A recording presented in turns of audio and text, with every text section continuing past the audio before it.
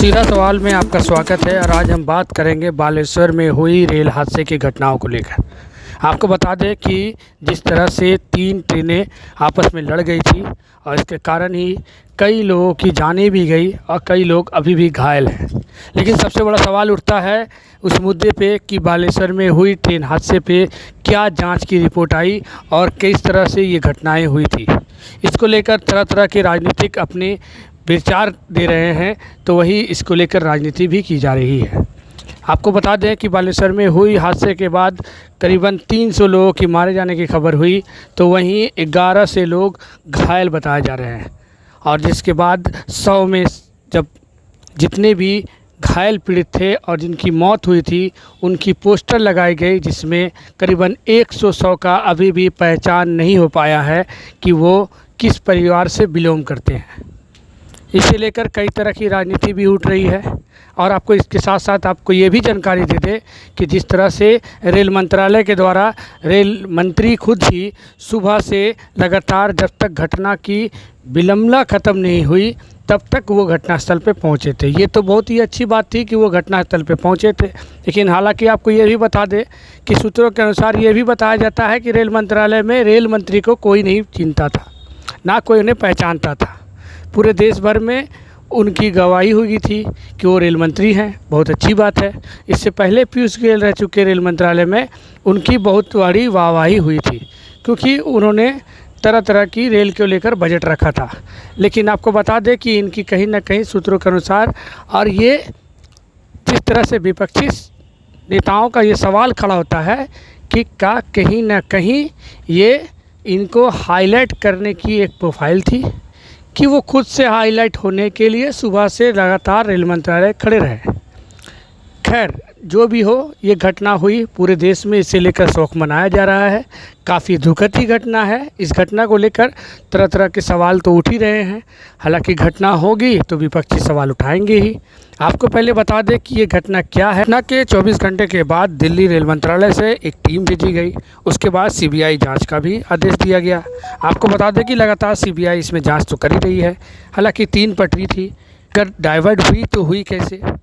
आपको मालूम ही होगा कि ब्रिटिश समय जिस समय रेल प्रशासन की ओर से लगाए गए पटरियों पे काफ़ी पुरानी है। ये हम नहीं, ये रेल के कुछ गार्ड, कुछ ड्राइवर इसके ऊपर सवाल उठा रहे हैं कि ब्रिटिश टाइम के होने के कारण इतनी भी आधुनिक चीज़ लगाई गई है, सब ब्रिटिश टाइम की है, जिसके कारण पुरानी हो जाने के कारण इस तरह की रेल हादसा होती है। आपको ये भी बता दें कि कुछ दिन पहले ही बीतने के बाद एक और हादसा हुआ था जिसमें ड्राइवर लोको पायलट ने उस घटना को काफ़ी बचा लिया गया।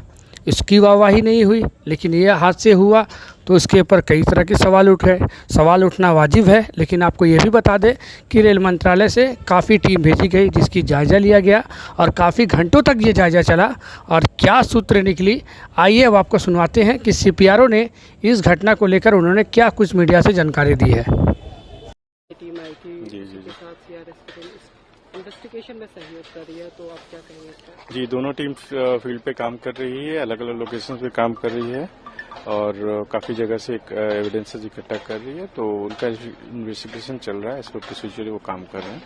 सीबीआई के साथ फॉरेंसिक टीम भी उनकी पूरी टीम है, उनकी पूरी जो सेटअप होता है सारा सेटअप है उनके साथ में। सर, जैसे कि आज सुबह में डॉन का लूप लाइन जी हो गया था, जी जी जी जी का लूप लाइन कब तक क्लियर? हाँ, देखिए अभी एक तो ब्लॉक मॉर्निंग में लिया गया था, एक सेकंड ब्लॉक अभी भी अलाउ किया हुआ है, तो अभी कुछ और काम चल रहा है। तो बीच में 2-3 ट्रेनें निकाली गई थी, फिर और एक ब्लॉक होगा, फिर कुछ ट्रेनें निकाली जाएगी, फिर एक ब्लॉक होगा। तो ऐसे करके पीसीएल में काम हो रहा है, गाड़ियां भी चला रही है और ब्लॉक भी दे रहे हैं, काम भी हो रहा है। तो लगे हुए हैं, सारी टीम लगी हुई है। सुबह से काफी काम हो चुका है, अभी भी चल रहा है, जल्द से जल्द रिस्टोर होने की कोशिश की जा रही है। सर, आज आपने सुना ही कि सीपीआरओ ने किस तरह से कहा कि दोनों जांच एजेंसियां अपनी जांच कर रही है। इसके साथ साथ आपको बता दें कि रेल मंत्रालय भी इसमें जांच कर रही है, लेकिन अभी तक पुख्ता सबूत नहीं मिल पाया है कि किस तरह से ये दुर्घटना हुई। हालांकि दुर्घटना हुई, इसमें जांच चल रही है, बहुत ही अच्छी बात है।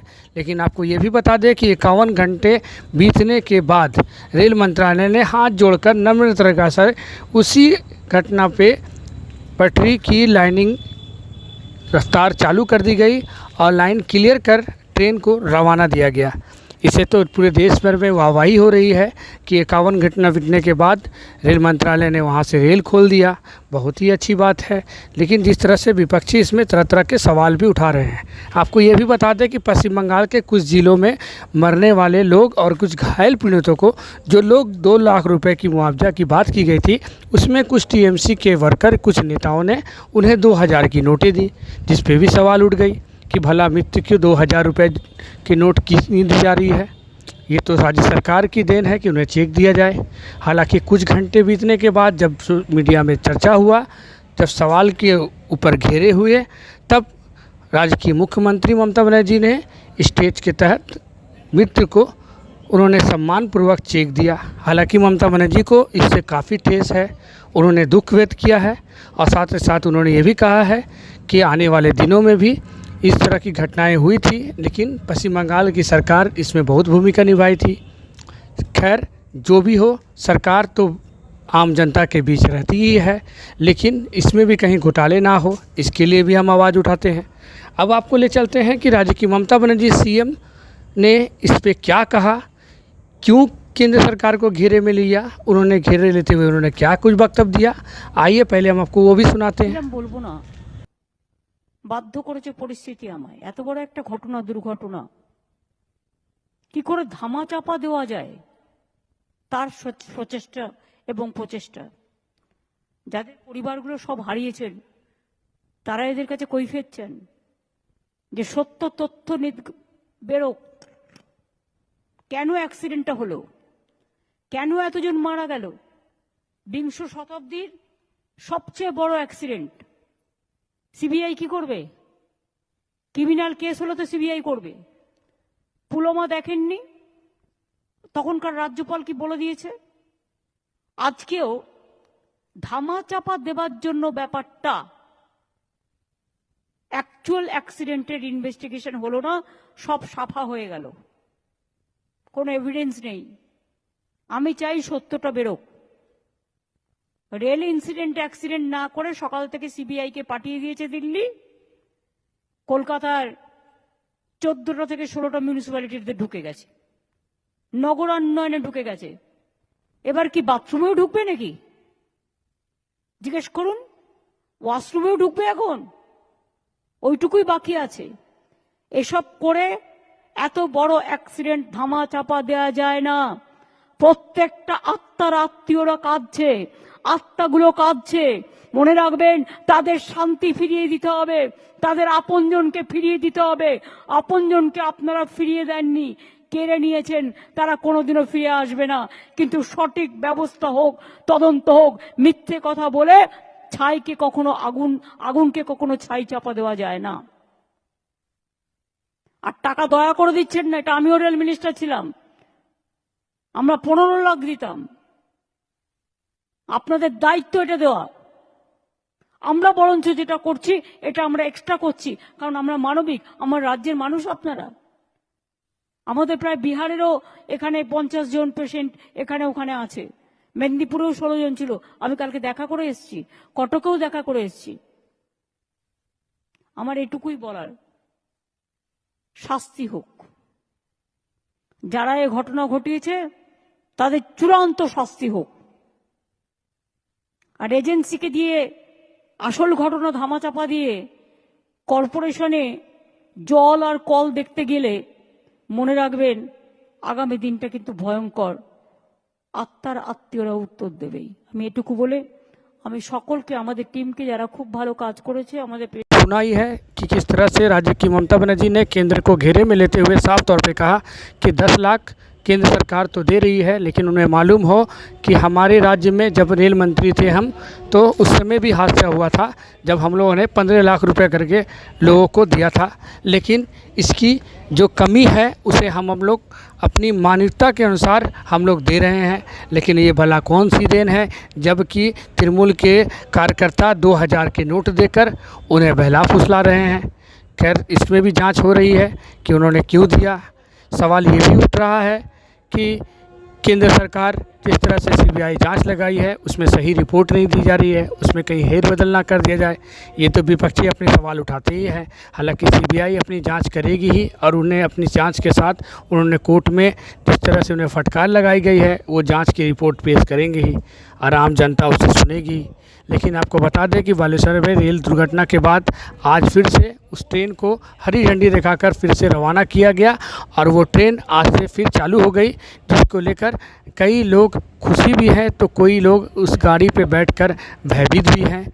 लेकिन हालांकि भगवान ना करे कि इस तरह की हादसा हो, ये तो आम जनता भी कहती है। लेकिन अब आपको बता दें कि इसमें भी विपक्षी सवाल उठाकर बीजेपी के शिवेंदु अधिकारी ने उन पे आवाज़ उठा लिया। अब आपको सुनाते हैं कि शिवेंदु अधिकारी ने बंगाल में हुई हिंसा को लेकर और बंगाल में चल रही राजनीति को लेकर और बालेश्वर में घटनाओं को लेकर उन्होंने क्या कुछ कहा, आपको वो भी सुनाते हैं। বলতে চাই এখানে যে আগামী কাল নেতাজি ইন্ডোর স্টেডিয়ামে আহত এবং নিহত পরিবারের লোকদেরকে এনে জোর করে চেক দিচ্ছে এবং চেকগুলো ইস্যু হচ্ছে কনসার্নিং বিডিও অফিসে ডিস্ট্রিবিউট না করে তাদের সাধ্য শান্তি কমপ্লিট হয়নি, তাদেরকে ডিএম পুলিশরা জোর করে এনে মুখ্যমন্ত্রী এখানে ভাষণ দেবেন হ্যান্ড মাইক হাতে নিয়ে, এ প্রান্ত থেকে ও প্রান্ত হেঁটে হেঁটে ভাষণ দেবেন, কেন্দ্রীয় সরকারকে বিজেপিকে মোদিজিকে গালাগালি করবেন, অশ্বিনীজিকে গালাগালি করবেন, এপাং ওপাং ঝপাং করবেন। আর সেগুলোর জন্য এই শোকাতুর পরিবারগুলোকে তাদেরকে আসতে হবে কলকাতায়, এটা অত্যন্ত লজ্জাজনক, দুঃখজনক এবং নিন্দনীয়।